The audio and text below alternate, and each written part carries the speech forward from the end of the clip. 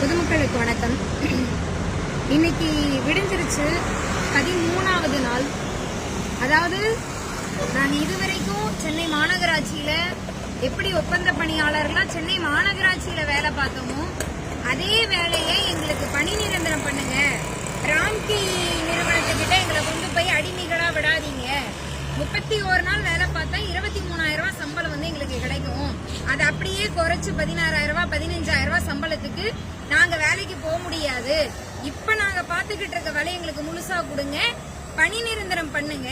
அதிலும் நீங்க போன எலெக்ஷன்ல எதிர்கட்சியா இருக்கும் பொழுது தேர்தல்ல வாக்குறுதி கொடுத்தீங்க, நான் ஆட்சிக்கு வந்தா உங்களுக்கு பணி நிரந்தரம் பண்றேன்னா அந்த வாக்குறுதியை நிறைவேற்றுங்கன்னு அந்த ஒரே ஒரு கோரிக்கைக்காக ரோட்ல உட்காந்து இன்னைக்கு தூய்மை பணியாளர்கள் போராட ஆரம்பிச்சு 13வது நாள் ஆயிருக்கு.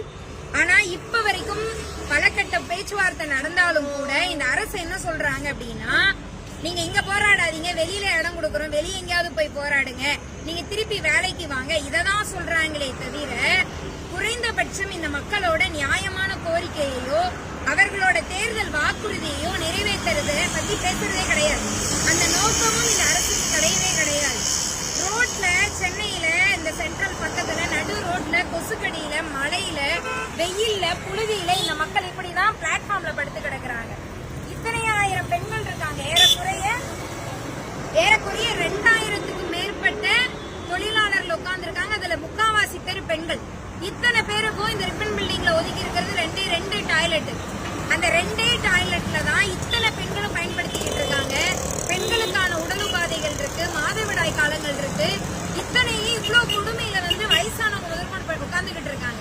இன்னைக்கு 13வது நாள் பல பேருக்கு உடம்பு மோசமாயிருக்கு, சரியான சாப்பாடு இல்ல, தூக்கம் இல்ல, இதனால பல பேரோட உடல்நிலை சோர்வாயிட்டு இருக்கு, கொசுக்கடியில இருக்காங்க, சாக்கடை மாதிரி தண்ணி தேங்கி நிக்குது மழை வந்துச்சுன்னா.